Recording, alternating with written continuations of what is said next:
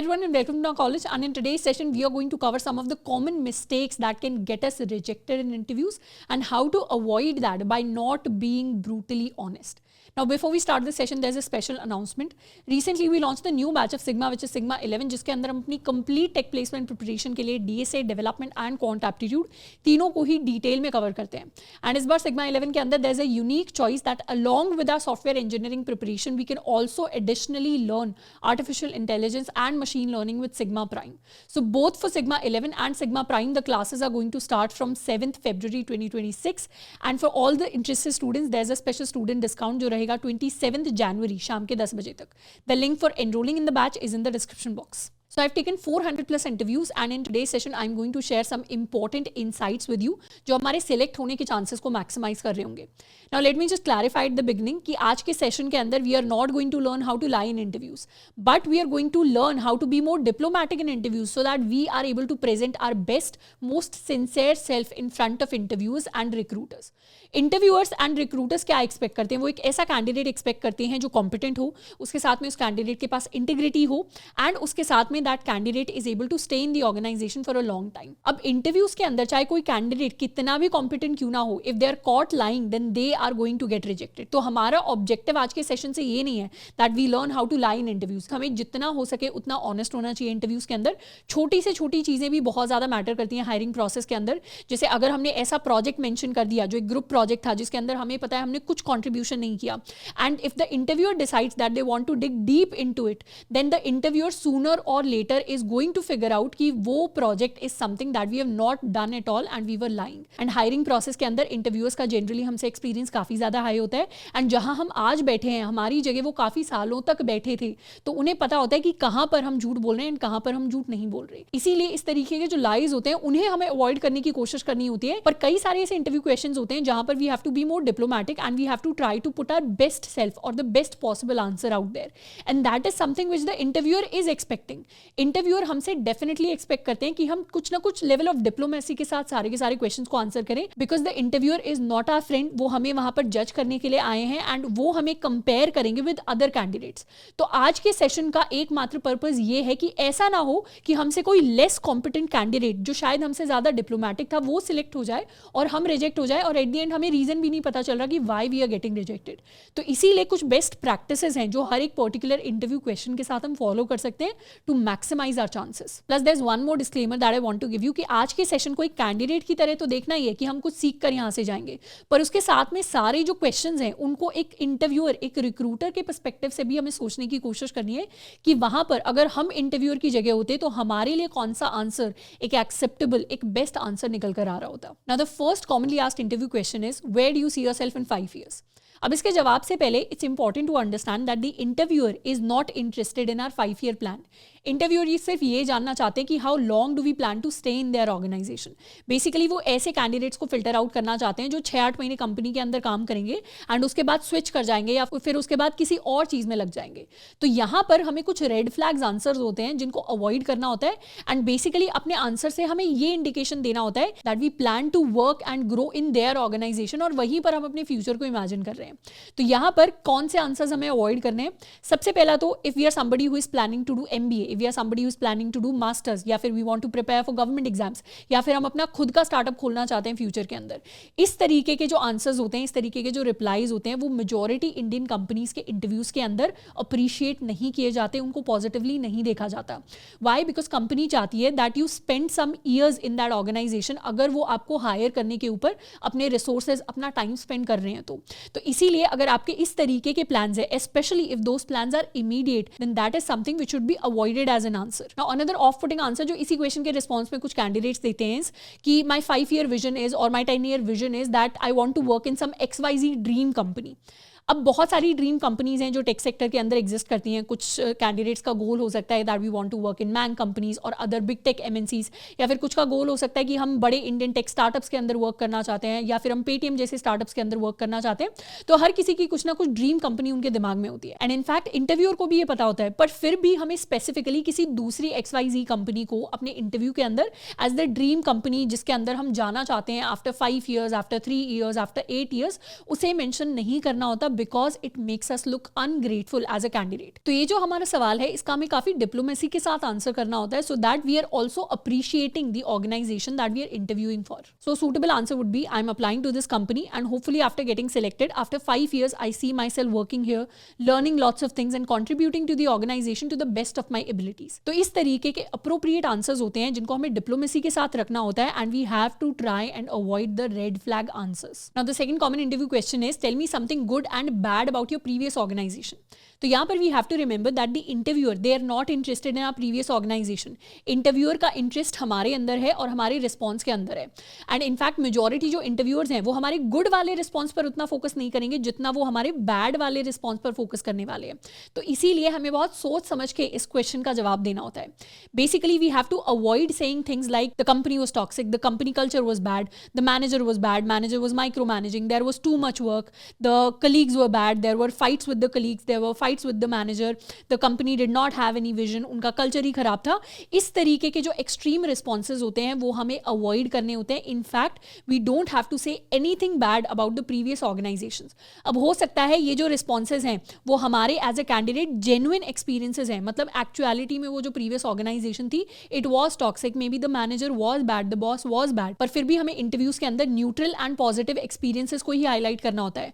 Because जब हम अपनी कंप्लेंट्स एक इंटरव्यूअर को बता रहे होते हैं, अपने नेगेटिव एक्सपीरियंसेस इंटरव्यूअर को बता रहे होते हैं, then the interviewer is not sympathising with us. The interviewer is thinking at the back of their head कि ये जो कैंडिडेट है ये 1 साल बाद मेरी ऑर्गेनाइजेशन के अंदर हमारी टीम के बारे में भी सेम बातें किसी और को बता रहे होंगे। So we have to avoid looking like a complaint box. Even though हमारे एक्सपीरियंसेस जेन्युइन हो सकते हैं, we have to avoid discussing about these things in the interview. और जितने भी हमारे पॉजिटिव एक्सपीरियंसेस हैं, जितने भी हमारे न्यूट्रल एक्सपीरियंसेस हैं, उनको हमें अपने आंसर के अंदर हाईलाइट करना है। In fact even as a college student अगर हमसे सेम सवाल हमारे कॉलेज के बारे में पूछा जाता है तो वहां पर भी हमें कॉलेज के बारे में पॉजिटिव एंड न्यूट्रल चीज़ों को ज़्यादा हाईलाइट करना होता है।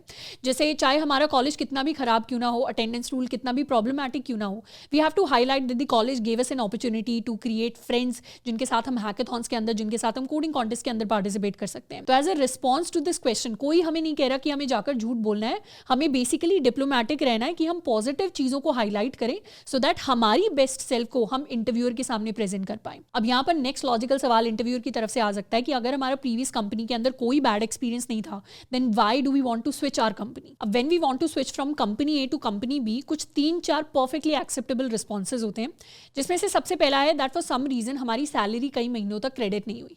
अब ये कुछ ऑर्गेनाइजेशंस के अंदर हो सकता है, कहीं पर हो सकता है कुछ फाइनेंशियल क्राइसिस चल रहा हो कंपनी में, जैसा कोविड टाइम पर काफ़ी सारी ऑर्गेनाइजेशंस के साथ हुआ था। पर यहाँ पर जो रिक्रूटर होता है इसको एक वैलिड पॉइंट मानता है, बिकॉज एवरीबडी नोज कि कोई भी पर्सन अगर किसी ऑर्गेनाइजेशन के अंदर काम करने जा रहा है, वहाँ पर हार्ड वर्क पुट इन कर रहा है, then they are doing that because they want to support their family through the salary. And अगर वही चीज़ क्रेडिट नहीं हो रही है कई महीनों तक, then that is a good enough reason to switch from an organization. दूसरा अच्छा रीजन होता है that if the company is asking us to relocate to another location जिसके साथ हम कंफर्टेबल नहीं है। फॉर एग्जाम्पल हम किसी कंपनी के अंदर we are working in Gurugram but now the company is asking us to relocate to Bangalore और to Mumbai which we do not want to do, तो that is also a fair reason to switch. उसके साथ में एक reason हो सकता है कि किसी कंपनी ने हमें किसी ए प्रोफाइल के लिए हायर किया है but now they are giving us work of some B profile that we are not comfortable with. जैसे for example if we are hired as a software developer in a company but वहाँ पर काम हमें product management का दिया जा रहा है जिसके साथ हम कंफर्टेबल नहीं है, या फिर we are hired in the sales department और हमें कस्टमर सपोर्ट के अंदर स्विच कर दिया which we are not comfortable with, तो ये जो रीजन होता है दिस इज ऑल्सो एक्सेप्टेबल। या फिर we have been working in the organization for a few years and now we want to gain more experience in the industry, तो इसीलिए हम स्विच करना चाहते हैं। तो ये हमारे कुछ वैलिड एंड फेयर रिस्पॉन्सेज होते हैं। अब यहाँ पर रेड फ्लैग क्या होगा? रेड फ्लैग होगा एक ऐसा कैंडिडेट जो हर 6 महीने के अंदर ऑर्गेनाइजेशन स्विच कर रहा है। अब दिस इज एक्सेप्टेबल अगर हम अपने करियर की इनिशियल स्टेजेस के अंदर है। हो सकता है फर्स्ट ऑर्गेनाइजेशन जिसको हमने ज्वाइन किया या सेकंड ऑर्गेनाइजेशन जिसको हमने ज्वाइन किया वो उतनी अच्छी नहीं थी, तो उस रीजन की वजह से हमें 6 महीने के अंदर या हमें 8 महीने के अंदर स्विच करना पड़ा from organization A to B. तो इस तरीके से 1, 2, 3 स्विचेस तक चलता है। बट अगर there is a common pattern in our resume कि 4-5 साल के अंदर हम 4-5 ऑर्गेनाइजेशंस को चेंज कर चुके हैं, then that is not going to look good for us. तो इसीलिए if we find a company जो हमें लग रहा है ठीक कंपनी है, कंपनी कल्चर भी ठीक है, काम भी ठीक है, तो वहां पर हमें एटलीस्ट कुछ साल रहना चाहिए so that we don't create this pattern in our resume. Now the next common interview question is what do you know about us, मतलब इंटरव्यूअर पूछ सकते हैं कि what do you know about this company. तो मैंने कुछ candidates को देखा है, और ये स्पेशली मैंने ऑफ कैंपस के अंदर होते हुए देखा है कि they do not know anything about the company that they are interviewing with. Basically off campus के अंदर कई बार हम क्या करते हैं, बल्क में अप्लाई कर रहे होते हैं, तो 50, 60, 100 कंपनीज के अंदर हमने अप्लाई कर दिया, and now when we are giving interviews we are not really spending the time to know anything about that company, which is very bad.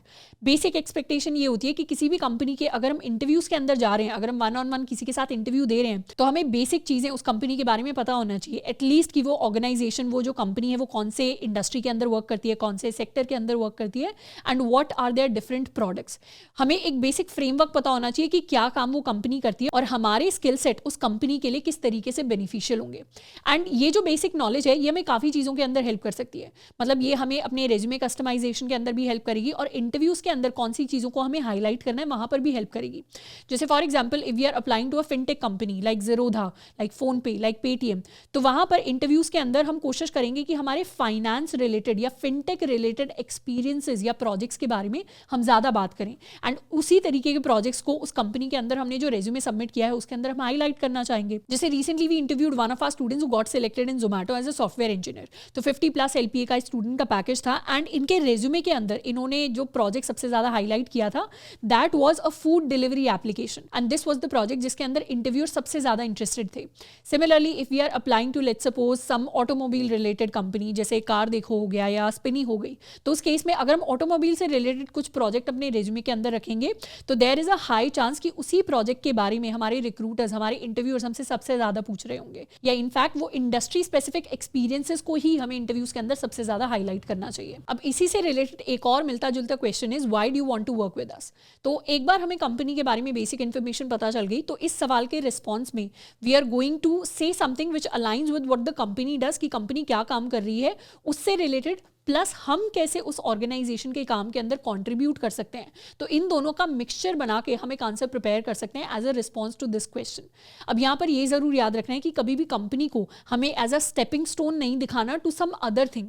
जैसे हमें कभी भी ये नहीं बोलना कि I want to work for this company ताकि कल को जाके मैं एक्सपीरियंस गेन करके किसी XYZ ड्रीम कंपनी के अंदर काम कर सकूँ, या फिर कल को जाके मेरे पास एक्सपीरियंस आ जाएगा तो मैं MBA कॉलेज के अंदर जाने में मुझे वो एक्सपीरियंस हेल्प करेगा, या फिर ये एक्सपीरियंस गेन करके I want to start my own startup. तो इस तरीके के रिस्पॉन्सेज हमें नहीं देने होते, हमें अप्रोप्रिएट रिस्पॉन्सेज, डिप्लोमैटिक रिस्पॉन्सेज देने होते हैं about how we are going to contribute to that particular organisation. Now the next common interview question is tell me about a challenge you solved और एन ऑब्स्टिकल यू ओवरकेम। अब इस सवाल के response में दो तरीके के जवाब हैं जो हमें नहीं देने होते। तो फर्स्ट ऑफ ऑल ऐसे रिस्पॉन्सेज हमें नहीं देने होते विच आर फेक। जैसे for example we faced a challenge and उसको सॉल्व करने के लिए we decided to build a software जिसको एक्चुअली हमने बिल्ड नहीं किया है। तो वहां पर हमारे interviewer once again dig deep कर सकते हैं, वो डाइव डीप कर सकते हैं आंसर के अंदर, वो हमसे फॉलो अप वाले बहुत सारे क्वेश्चन पूछ सकते हैं जिससे इवेंचुअली वो फिगर आउट कर लेंगे दैट वी आर लाइंग। तो इसीलिए we do not have to lie, we do not have to give a fake response, क्योंकि हम बोलेंगे हमने प्रॉब्लम को सॉल्व करने के लिए सॉफ्टवेयर बनाया, तो इंटरव्यूअर पूछने लग जाएंगे कौन सा टेक स्टैक यूज किया, कहाँ पर डिप्लॉय किया, was it serverless, was it serverful, क्या उसके ऊपर कोई एक्चुअली एक्टिव यूजर्स आए, उसका डिप्लॉयमेंट लिंक आप शेयर करो, उसका कोड बेस आप खोल कर दिखाओ। तो इस तरीके के बहुत सारे फॉलो थ्रू क्वेश्चन होते हैं जो हम तभी आंसर कर पाएंगे जब हमने जेन्युइनली उस चीज को किया है। तो इसीलिए we do not have to be fake. Plus उसके साथ में यहाँ पर जिस चैलेंज को हम मेंशन कर रहे हैं, जिस ऑब्स्टिकल को हम मेंशन कर रहे हैं, वो हमारी पर्सनल लाइफ से रिलेटेड नहीं होना चाहिए। हमें अपने पर्सनल रिलेशनशिप या लोगों के साथ अपने झगड़े या डिसएग्रीमेंट्स को यहाँ पे शेयर नहीं करना है।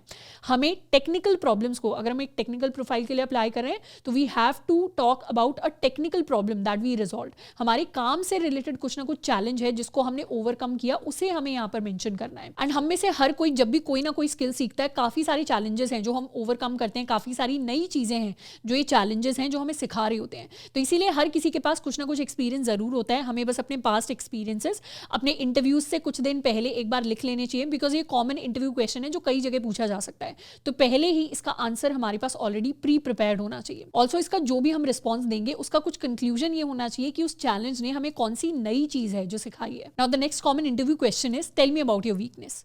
अब ये एक ऐसा सवाल है जो कई सारे इंटरव्यूज के अंदर पूछा जाता है। Personally I do not like this question, पर फिर भी ये काफ़ी ट्रिकी क्वेश्चन है जहाँ पे काफ़ी सारे कैंडिडेट्स फंस जाते हैं। अब इस सवाल के दो रेड फ्लैग रिस्पॉन्सेज हैं। सबसे पहला, हम बहुत ज़्यादा ब्रैगी हो रहे हैं या फिर हम बहुत ज़्यादा जब ओवर स्मार्ट बन के इंटरव्यूअर को जवाब देते हैं कि आई एम अ परफेक्शनिस्ट, मेरे कोई वीकनेसेस नहीं है, या फिर I am too hard working, I am too discipline, इस तरीके के जब हम रिस्पॉन्सेज देते हैं तो इंटरव्यूअर को पता है that we are being fake और we are being over smart and this is an off putting response to the question. दूसरे तरीके के जवाब जिनको हमें अवॉइड करना है आर सेइंग कि we are lazy, I am not disciplined, I miss my college classes, या फिर I have low attendance, I have backlog in college. तो इस तरीके के जो जवाब होते हैं ये भी हमें कभी नहीं देने होते, बिकॉज ऐसे जो रिस्पॉन्सेज होते हैं they make us look less sincere and less hard working. तो हमें वीकनेसेस के अंदर एक एक्सेप्टेबल रिस्पॉन्स देना होता है डिप्लोमेसी के साथ, एंड हमारी जो वीकनेस हमें मेंशन करनी है वो हमेशा वर्क रिलेटेड वीकनेस ही होनी चाहिए। तो एक एक्सेप्टेबल रिस्पॉन्स जो हमें ज़्यादा लेजी, ज़्यादा इनडिसिप्लिन भी ना दिखाए, इस तरीके का एक डिप्लोमेटिक रिस्पॉन्स हमें पहले से ही प्रिपेयर करना होता है फॉर दिस पर्टिकुलर क्वेश्चन। तो इसका एक appropriate response would be, my one weakness is that I sometimes hesitate to speak up when I am unsure about a solution. I have been actively working on this by asking questions earlier and seeking feedback to learn faster. This has helped me grow more confident and deliver better results as part of the team. Now, the eighth common and tricky interview question is, what is your dream company? अब यहाँ पे भी काफ़ी सारे candidates हैं जो थोड़ा बहुत फंस जाते हैं। अब डेफिनेटली हम सबकी कोई ना कोई ड्रीम कंपनी होती है, ये इंटरव्यूअर को भी पता है, पर हमें डिप्लोमेटिकली इस क्वेश्चन को हैंडल करना होता है। अब let's suppose if we are interviewing for a big MNC जो ऑलरेडी काफ़ी सारे हो सकता है लोगों की ड्रीम कंपनी हो, तो फर्क नहीं पड़ता वो हमारी ड्रीम कंपनी है या नहीं है, हम इंटरव्यूज के अंदर बोल सकते हैं that this is my dream company and I want to contribute here. But if we are applying for a small scale startup और a mid size service based company, तो उस केस में how do we handle this question? उस case में हमें इस question को diplomatically handle करना होता है। तो इसके जवाब के लिए an appropriate response would be, more than a specific brand name, my dream company is one where I learn from experienced engineers, where I work on meaningful problems and where I grow steadily as a developer. I value a team that encourages impact, mentorship and good engineering practices. Now the next common interview question is, what are your hobbies? अब ये ऐसा सवाल है which is a chance for us जिससे हम ऐसा कुछ response दे सकते हैं कि हमारे जो इंटरव्यूअर हैं या हमारे जो रिक्रूटर हैं वो हमें याद रख सकें अगर हमारा इंटरव्यू अभी तक ठीक ठाक जा रहा है तो। अब इसके जवाब में मेजॉरिटी कैंडिडेट्स कहते हैं I like watching TV, I like watching Netflix, I like watching reels, I like watching cricket, I like listening to music, or I like reading books. Now these responses are too generic. हमें कुछ इस तरीके का response देना होता है which is memorable and something which is specific. तो specific कहने का मतलब ऐसा नहीं है कि हमें कोई फेक हॉबी बतानी है, स्पेसिफिक कहने का मतलब है कि जो हॉबी हमारी ऑलरेडी है उसी के अंदर हम कुछ ना कुछ ऐसी स्पेसिफिक चीज़ कह सकते हैं which makes it easier for the interviewer to remember us. जैसे if you like reading books तो you can mention the specific types of books that you like reading. जैसे you can say I like reading Stephen King novels, या फिर I like playing tennis, या फिर I like playing tabla और the drum. तो इस तरीके से हमें एक स्पेसिफिक आंसर देना होता है when we are asked about our hobby in the interview, so that as compared to other candidates interviewer के हमें रिमेंबर करने के चांसेस बढ़ जाएं। And the last most commonly asked question is, tell me about yourself. अब इस सवाल का परफेक्ट जवाब क्या होना चाहिए, अप्रोप्रिएट जवाब क्या होना चाहिए, उसको already I have covered in another YouTube video जिसको जाकर हम देख सकते हैं। Basically the appropriate answer would be कि हम 4 to 5 सेंटेंसेस के अंदर अपनी प्रोफेशनल समरी अपने इंटरव्यूअर को देखें, जहां पर we are talking about who are we, हम कौन से कॉलेज से आ रहे हैं या कौन सी ऑर्गेनाइजेशन के अंदर काम कर रहे हैं। We can talk about our project, we can talk about our recent experiences, our internship experiences, हमारे हैकाथॉन या कोडिंग से रिलेटेड एक्सपीरियंसेस। तो इस तरीके से 4 to 5 to 6 सेंटेंसेस के अंदर हमें अपनी पूरी प्रोफेशनल समरी है जो अपने इंटरव्यूअर को देनी होती है। अब इस सवाल के जवाब में कौन कौन से रेड फ्लैग्स होते हैं that we have to avoid. सबसे पहला तो we have to avoid talking about our personal details, हमारी पर्सनल लाइफ के अंदर क्या डिटेल्स चल रही हैं उनको हमें अपने टेल मी अबाउट योरसेल्फ के रिस्पॉन्स के अंदर नहीं इंक्लूड करना। दूसरा, इस जवाब के अंदर हमें बिल्कुल नहीं इंक्लूड करना कि उस ऑर्गेनाइजेशन के साथ साथ हम कौन सी और 5 ऑर्गेनाइजेशन के अंदर अप्लाई कर रहे हैं। Plus we have to avoid talking about our fights और our disagreements with maybe our college professors और आवर कंपनी मैनेजर्स। एंड उसके साथ में हमें इस तरीके के भी इवेंट्स को अवॉइड करना होता है एज एन रिस्पॉन्स जिसके अंदर we have collected some people, जिनमें हमने लोगों को इकट्ठा करके कुछ ना कुछ रेवोल्यूशन लाने की कोशिश की है। यहाँ पे कुछ भी बेसिक एग्जाम्पल हो सकता है, जैसे लेट्स सपोज कॉलेज के अंदर we are filing some petition कि we want to remove the attendance criteria और something which is a justifiable cause. मतलब इवन आई सपोर्ट की अटेंडेंस क्राइटेरिया नहीं होना चाहिए, पर फिर भी इस तरीके का रिस्पॉन्स हमें इंटरव्यूज के अंदर नहीं देना होता, because when we are trying to do something like that is not relevant to the role that we are applying for. तो इस तरीके के जो unnecessary responses होते हैं, जिनको हम brutally honest होके कुछ भी बोल देते हैं response में, वो चीज़ हमें नहीं करनी है और थोड़ा सा हमें smartly diplomatic होना होता है जब भी we are telling the interviewer about ourselves. So in conclusion, we don't have to lie in interviews. हमें just अपने interviewer के साथ जो responses share करने होते हैं, they are going to be diplomatic because we want to share our best, most sincere self with our interviewer. Because interviewer जानते हैं कि हमारा जो इंटरव्यू का दिन होता है, that is an important day, वहां पर हर एक कैंडिडेट अपने बेस्ट बिहेवियर पर होता है. तो एक तो हमारी जो परफॉर्मेंस है या हमारे जो रिस्पॉन्सेज हैं वो बाकी सारे कैंडिडेट्स के बेस्ट रिस्पॉन्सेज के साथ कंपेयर हो रहे हैं, तो we also have to do our best. Plus उसके साथ में इंटरव्यूअर को पता है कि आज ये जो कैंडिडेट है ये अपनी बेस्ट स्टेट के अंदर है, this is their most diplomatic, most presentable self, and बाकी जो डे टू डे हमारी लाइफ रहेगी ऑफिस के अंदर, वो वहां पर कुछ ना कुछ उसके अंदर कमी होगी. तो अगर बेस्ट डे पर हम डिप्लोमेसी के साथ खुद को प्रेजेंट नहीं कर पा रहे in the best possible way, then बाकी डे टू डे लाइफ के अंदर it is going to be problematic for the organisation. So from interviewer point of view हमारे जो अप्रोप्रिएट डिप्लोमैटिक रिस्पॉन्सेज होते हैं वो actually acceptable, in fact expected response होते हैं जो हर एक इंटरव्यूअर हमसे प्रोफेशनल सेटिंग के अंदर एक्सपेक्ट करते हैं. तो आई होप कि आज के सेशन से हमें काफी सारी इंपॉर्टेंट चीजें हैं जो सीखने को मिली होंगी, एंड ये सारी इंपॉर्टेंट टिप्स को हम अपने इंटरव्यूज के अंदर अप्लाई कर रहे होंगे. So all the best for your interviews. आज के लिए इतना ही, मिलते हैं नेक्स्ट वीडियो में. Till then keep learning and keep exploring. I'm in line with the stars, I'm in sync with the earth.